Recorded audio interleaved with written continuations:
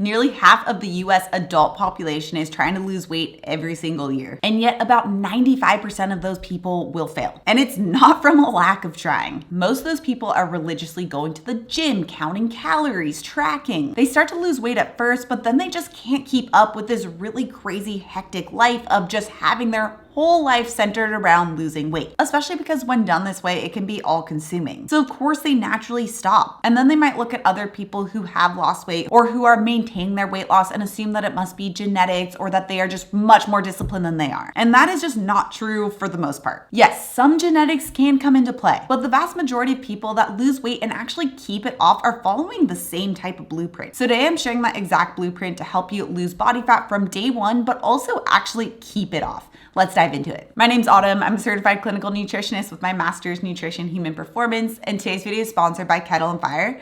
More on them in a bit. Okay, there are two main ways that people try to lose weight. The first is through a calorie deficit. With this methodology, they're usually trying to increase the amount of exercise they're doing, they're running, they're walking. They're also taking what they usually eat and cutting back on those total calories. Maybe they cut back from like 2,200 calories a day to like 1,500 or 1,200 calories a day. They're also keeping track of their exercise and how many calories they're burning. They might even be trying to run more or run longer in order to burn more calories. This type of strategy can also dictate the type of exercise you're doing. Usually it's going to be those that are more cardio based because they do burn a lot of calories. And the thing is, this strategy does work. You do lose weight. The problem is where that weight loss is coming from, because this type of strategy of just eating less and moving more results in quite a lot of muscle loss. And although this might seem like a win because you see the total scale number going down, it's actually a huge loss, because as you lose muscle, this actually drastically slows your metabolism. Plus, this decreases the amount of actual body fat that you're losing, with some of that weight loss actually just coming from your muscle instead. So your body composition is probably not improving, and body composition is a much more important indicator of overall health and wellness. Not to mention improving body composition, looking more toned or just lower body fat is ultimately what people want when they mean they want to lose weight. And with this typical just calorie deficit strategy, their metabolism drastically slows. They have to keep eating less and less and less and exercising longer and longer and longer until they just can't keep up. And then there's the other strategy where you focus specifically on fat loss or body composition. Now, this is where you're focusing on building the type of body that burns fat. You're using the type of strategies that help you to build up your metabolism or maintain your metabolism and shift your body into burning primarily fat as fuel and not burning muscle. Yes, you can track using this strategy, but the great thing about this strategy is that you really don't have to, because you're essentially tapping into your internal tracking system. When we focus on primarily losing body fat, you're using the types of tools that help you to raise your satiety hormones, which is not this like woo-woo thing. It's an actual thing in science that helps to tell our body that we're full, we're satisfied, and we don't need to keep eating. It's a very effective tool that makes it so that you don't have to track every single thing that you eat. You can eat until satisfied. You don't have to be hungry when you're losing weight. This type of strategy usually leaves people with a better metabolism than before they lost weight. It also results in them primarily losing body fat and keeping their muscle mass, which puts them in a healthier position than before. And because the metabolism hasn't drastically dropped, it's also so much easier to maintain. And on top of all that, because you're not so hungry and you're not killing yourself at the gym every day, it's even easier to maintain for the long term as well. But the problem is most people don't use this strategy. And I've kind of tried to wrap my head around why most people don't, especially because I've seen it time and time again work for so many people, work for myself during my own 20-pound postpartum weight loss journey, and it's such an easier experience. And I think it's because it's not just a simple math equation when you use this strategy, so it can be a little counterintuitive. Like, we think that we should be killing ourselves at the gym, otherwise we're not making progress, when in reality that actually could be making it more difficult to achieve our goals. People also assume that you must be hungry in order to achieve your goals, and that if you do feel satisfied, then you are not achieving your goals. Even if you're seeing the results happen in real time, you can still think that it's just not working properly because you're not hungry. So this type of strategy does require a little bit of like a mental shift, or really just like a major mental shift. But once you make that mental shift, it makes achieving your goals just so much easier, like so so much easier. And the strategy and blueprint to lose that weight consistently from day one comes down to 4 main steps.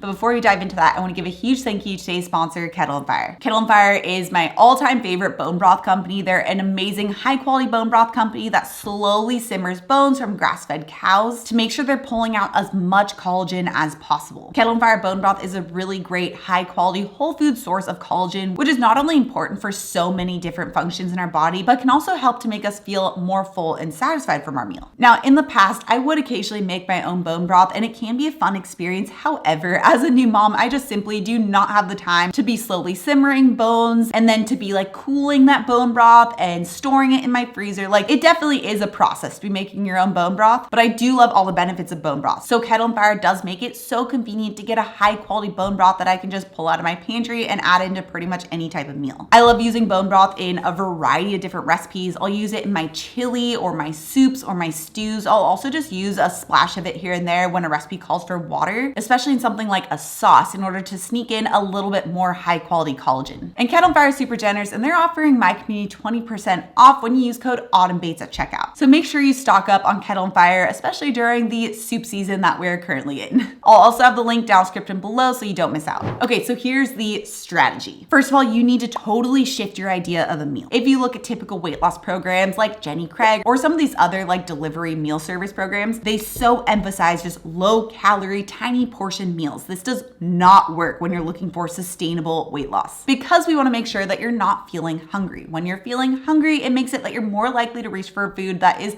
not in line with your goals. Plus, it can just be a psychological hurdle to constantly feel hungry. So studies have actually found that eating 3 full and satiating meals makes you feel much more satisfied and prevents hunger better than eating 6 meals throughout the day. But because of this, you need to make sure that your meals are actually big enough to fully trigger those satiety hormones, which also can really be a little bit of like a mind twist. This is something I see especially with my female clients, and even more especially if you grew up during the age of just like very small portions. But we do need to make sure that those meals are filling enough and have enough of the right types of foods so that you don't need to snack, so that you don't feel hungry, so that you're actually activating that internal satiety system so that you do feel full and satisfied. Those meals need to be centered, every single one, around protein, fat, and fiber to make sure that you're fully signaling those satiety hormones, with the first most important being protein, because most people are just vastly under eating on this, and this is the food that most strongly signals to our brain that we're full and satisfied. This step alone can make like 85% of the progress toward your goals. I found for most people that a minimum of 30 grams of protein at each of your 3 meals can tend to do the trick, but some people do need a little bit more, especially if you're more active or if you're taller. So I do have a specific protein calculation. It's very easy and very simple. If you want to check out that video, I'll have it linked right up here. But high protein foods to center your meal around are things like Greek yogurt, cottage cheese, chicken, beef, pork, lamb. If you're plant-based, tempeh is a good option. Obviously, fish and venison. All of these are really rich protein sources that should be the focus of your meal. And then next up, focusing on those low glycemic load carbohydrates. These would be foods like artichokes or leafy greens, raspberries, cauliflower, blueberries. These foods tend to stabilize blood sugar level, usually have more fiber, and that fiber helps to raise our satiety hormone GLP-1. I do also have a full list of the low glycemic load carbohydrates that you can absolutely fill your plate with to make sure that you are getting full and satisfied on the right types of foods. I'll have that blog post linked down in the description below. And then the third component is whole food fats. Between 1 to 3 servings also usually tends to do the trick, and these are from foods like avocados, olives, full fat dairy, nuts, and seeds. So you must construct your meal with every single one of these in mind if you want to feel full and satisfied, if you want to make sure that you're getting enough of the right types of foods to actually achieve your goals sustainably. This will result in a plate that's probably bigger than what you're used to, but don't let this get to your head, because those low calorie foods that you're probably used to eating instead probably also were more ultra processed and usually leads to people eating about on average 800 plus extra calories per day. So instead, we're focused on eating the right types of foods to actually support your body. Okay, the second part of this blueprint is to understand that there's no whole food that is inherently bad, but certain whole foods are better for other goals. Of course, especially lately, we've heard that like starches are the absolute devil. And then there's other communities that demonize other types of foods like fat. But the truth is that all foods are going to be beneficial for everybody, but in different amounts. And also at different times in your life and in your journey. For example, those higher glycemic load carbs and starches that the low carb community typically demonizes are actually usually great for those who are in a high intensity sport or those who who are looking to significantly increase their muscle mass. And keep in mind, this can change throughout your journey because you could have lost a lot of weight by sticking to those low glycemic load carbs like I just mentioned and lost a lot of body fat and you're feeling great, but now maybe you're in maintenance mode or you're looking to increase your total muscle mass. Both of these types of goals will have different strategies and different types of foods that support that versus just the weight loss goal. So you can't be married to any one philosophy. You have to make sure that you're sticking to the different types of foods that work for your goals at that time. This concept can get a little confusing, but it is quite simple when you just break it down. I have a whole program and body recomposition meal plan specifically dedicated to this concept, as well as the strategies that go along with each portion of a body composition journey. So if you want more of that step-by-step strategy, the meals, the recipes that go along with that, I'll have that 6-week meal plan linked down description below. I'll also have it pop up right here somewhere. It's actually the exact program that I used during my postpartum weight loss journey. And I have to admit, it's probably like my favorite program.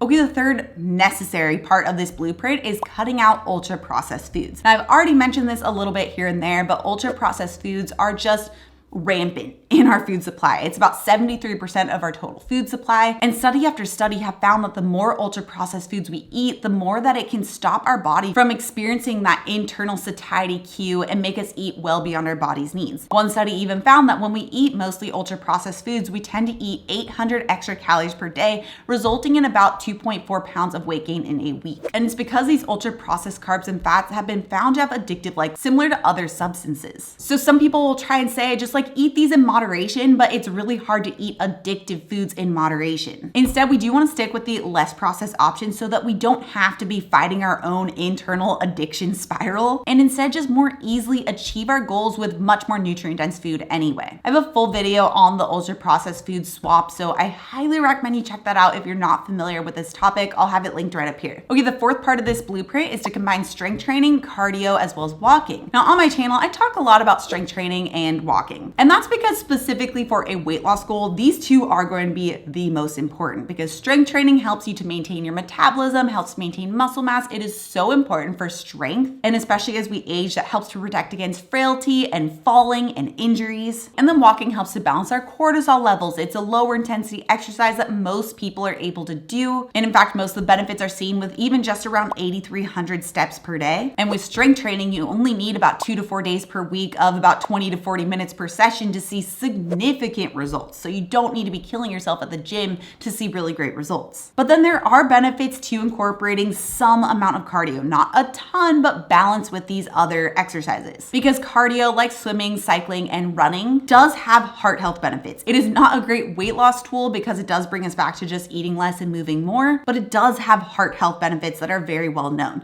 So when we're looking to achieve a goal that not only helps us to achieve a long-lasting weight loss goal, but also one that helps us to feel strong and healthy for the long term, balancing out all three of these is really important. So about 8,300 steps of walking per day is a good goal to hit every single day. 2 to 4 days per week of strength training with about 20 to 40 minutes per session, and then about 1 to 2 days per week of cardio. That is a perfect balance, at least for most people. Now, fairly recently, I lost about 20 pounds after my first pregnancy, so if you want to check out exactly what I did, and I broke it down in really great detail, you can find it with this video next. Also, if you're new to my channel and you love the science-backed information, make sure you subscribe right here. Come out new videos every Tuesday and Thursday. All right, guys, thanks so much for tuning in, and I'll see you in my next video.